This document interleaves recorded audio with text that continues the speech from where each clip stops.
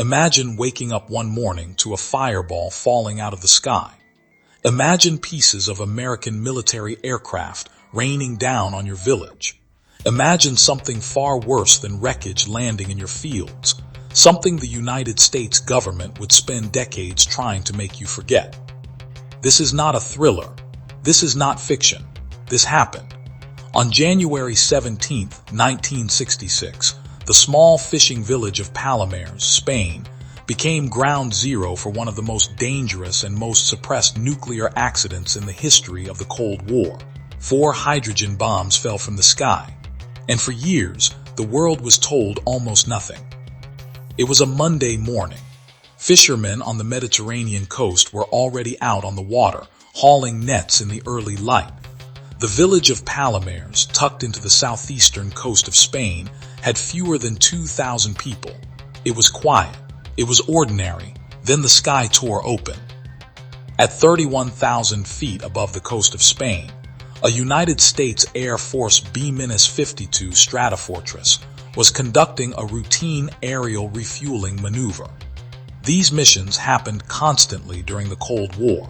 They were part of Operation Chrome Dome, America's airborne nuclear alert program, which kept nuclear-armed bombers in the air around the clock, every single day, as a deterrent against the Soviet Union. The idea was simple and terrifying. If the Soviets launched a first strike and destroyed America's ground-based missiles, the bombers already in the air could still retaliate. Mutual assured destruction, kept alive by planes that never landed.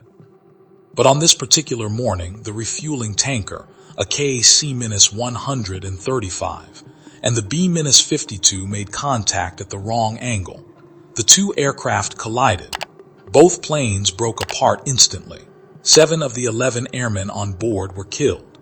And the B-52's payload, 4 B-28 thermonuclear hydrogen bombs, each one roughly 75 times more powerful than the bomb dropped on Hiroshima, went into freefall over southern Spain. 4 bombs, 75 times Hiroshima, each one. The bombs were not armed for combat detonation. They had safety mechanisms, multiple locks and triggers that required deliberate human action to initiate a nuclear explosion. But safety mechanisms are not the same thing as safe. 2 of the bombs hit the ground near the village with such force that their conventional high-explosive charges detonated on impact. These explosives are part of the bomb's design. They're meant to compress the nuclear material and trigger the chain reaction. Without the proper arming sequence, there was no nuclear explosion, but the conventional blast still happened. And when it did, it shattered the plutonium cores inside those bombs, sending radioactive plutonium dust scattering across nearly 500 acres of Spanish farmland. Plutonium, in the fields, in the air, drifting onto the tomatoes and peppers that the people of Palomares grew and sold and ate. The other 2 bombs landed with less catastrophic impact. One came down relatively intact in the dry riverbeds outside the village. The 4th, and this would become its own crisis, was missing entirely. The United States military had lost a hydrogen bomb in the Mediterranean Sea. Within hours, American military personnel were flooding into Palomares. The Air Force scrambled to contain the situation, but in those early hours, there was no protocol for this. No one had planned for 4 nuclear bombs falling on an allied nation's soil. Spanish farmers woke up to American soldiers in radiation suits walking through their fields with Geiger counters. They had no idea what was happening. Nobody explained it to them in terms they could understand. Some of them kept farming. Some of them kept eating food from those same fields. The United States government, working with Spanish dictator Francisco Franco's regime, made a decision early on: keep this quiet. Franco's Spain was not a democracy. Information could be controlled, and both governments had very strong reasons to want this story suppressed. For Spain, the optics of American nuclear weapons contaminating its countryside were politically disastrous. For the United States, The story exposed the risks of Operation Chrome Dome in stark, undeniable terms, risks that Congress and the American public had never been fully told about. So they kept it quiet. Officially, there had been an accident. Officially, American and Spanish personnel were handling it. Unofficially, the full truth of what had happened, the contamination, the scope of the cleanup, the dangers to the local population, was buried. Meanwhile, 80 miles offshore in the Mediterranean Sea, the U.S. Navy launched one of the most extraordinary search operations in its history. Dozens of ships, submersibles, sonar arrays, hundreds of personnel, all searching for a single hydrogen bomb somewhere on the ocean floor. It took 78 days. On April 7, 1966, a small Navy submersible called Alvin, the same vessel that would later locate the Titanic, found the missing bomb resting on an underwater ledge nearly half a mile down, its parachute tangled in the rocky slope. Bringing it to the surface without triggering any kind of incident was an engineering feat that pushed the limits of what American technology could do at the time. They did it. The bomb was recovered, intact. 4 bombs accounted for, but the damage on shore was already done. The cleanup of Palomares was massive and, by any honest accounting, insufficient. The United States brought in specialized personnel from its nuclear weapons program. They tested soil samples. They surveyed the contamination zones. In the most heavily affected areas, they scooped up topsoil by the barrel and the truckload, nearly 1,700 tons of radioactive Spanish earth, loaded it into drums, and shipped it to a nuclear waste storage facility in Aiken, South Carolina, where it still sits today. But 1,700 tons, as significant as it sounds, covered only the worst of it. The contamination had spread. Plutonium particles had traveled further than the cleanup crews could systematically address. Some of it had blown with the wind. Some of it had settled into soil that was tested and declared acceptable by standards that were themselves a product of Cold War-era nuclear optimism. The people of Palomares were told there was no danger. They were told the cleanup was complete. They were told to go back to their lives. Some of them developed cancers. Some of them developed strange illnesses over the years that their doctors couldn't explain. For decades, there were no systematic health studies of the Palomares population. No one was tracking them. No one was following up. Because officially, the problem had been solved. For nearly 4 decades, the full story of Palomares remained in the shadows. The Spanish government under Franco enforced silence. After Franco's death in 1975 and Spain's transition to democracy, the story began to surface in fragments. A newspaper investigation here, a declassified document there, but the official version held. The cleanup was done, the risk was managed, the case was closed. It wasn't until 2006, 40 years after the accident, that the true extent of the remaining contamination was formally acknowledged.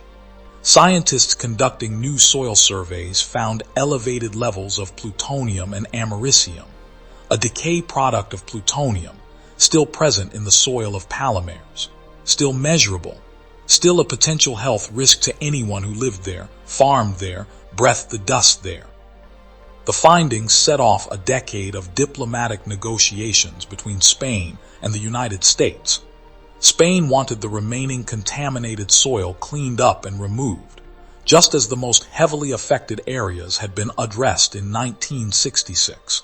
The United States acknowledged responsibility in principle, but the negotiations moved with the glacial pace of bureaucracies protecting budgets and political legacies.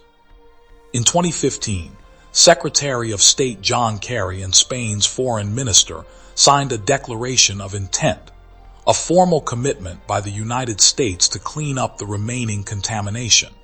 It was a significant moment. It was also, to the people of Palomares who had been waiting half a century, profoundly late. As of the time of this writing, the cleanup has still not been fully completed. The contaminated soil remains. The negotiation over funding, logistics, and scope continues. The people of Palomares are still waiting. There is a phrase the United States military uses when a nuclear weapon is lost, stolen, or accidentally released. They call it a broken arrow. It's a clinical term, efficient, designed to describe a catastrophe in the most neutral possible language. Between 1950 and 1980, the United States military officially acknowledged 32 broken arrow incidents. 32 times that nuclear weapons were involved in accidents, dropped, lost, detonated partially, burned in fires, or sunk at sea. Palomares was one of them. But Palomares was also different from most because Palomares happened to other people. It happened in someone else's country, someone else's village, someone else's fields. The people of Palomares did not choose to be part of the Cold War. They did not vote for Operation Chrome Dome. They did not sign up to have their land contaminated with radioactive material from a weapons program they knew nothing about. They were fishermen and farmers living in one of the quietest corners of southern Spain. And one January morning, the sky fell on them. They have been fighting for recognition and remediation ever since. Some of the people who were children in Palomares in 1966 are now in their 70s. They have spent their entire adult lives living with the uncertainty, not knowing whether the cancer diagnoses in their families were connected to that morning, not knowing whether the soil their grandchildren play on is truly safe, not knowing whether the promises made by two governments will ever be fully kept. There is something else worth saying, something that goes beyond Palomares, beyond Spain, beyond 1966. The Cold War is often remembered in America as a story of triumph. The Berlin Wall came down, the Soviet Union collapsed, democracy prevailed, and in many ways that's true. But the Cold War also produced a hidden history, a history of accidents, close calls, and covered stories that the public was deliberately kept from knowing. A history of risks that were taken with other people's safety in other people's countries without their knowledge or consent. Palomares is part of that hidden history. So is the 1961 crash near Goldsboro, North Carolina, where 2 hydrogen bombs fell after a B-52 broke apart in midair, and one of them very nearly detonated on American soil. So is the 1968 Thule Air Base accident in Greenland, where another B-52 crashed and contaminated the ice with plutonium. Each of these stories was suppressed, minimized, or kept from public view for years. The men who ran these programs believed they were keeping America safe. And maybe they were, maybe the deterrence worked, maybe nuclear war was prevented precisely because of these airborne patrols. That argument can be made, but the people of Palomares, Spain, paid a price for that safety that they were never asked to pay and never properly compensated for. Today, Palomares is still there. The tomato fields still produce. The Mediterranean still shimmers beyond the coastline. Tourists sometimes pass through, unaware of what the ground beneath their feet once held. The village has a small monument to the accident, but many visitors drive past without stopping. Somewhere in that soil, beneath the measurements and the declarations and the diplomatic agreements, the legacy of January 17, 1966 is still present, not metaphorically, literally, in the earth. The United States still owes Palomares a cleanup it promised. The people who lived through that day, and the children and grandchildren who inherited its consequences, are still waiting for a chapter of history to finally, fully close. And somewhere in the archives of the U.S. Department of Defense and the Spanish government, there are documents that have never been made public. Documents that might tell us more about what was known, when it was known, and what decisions were made about the people of a small village who never had a say. The bomb that fell from the sky on a January morning in 1966 was recovered. The truth took longer. Some of it is still falling.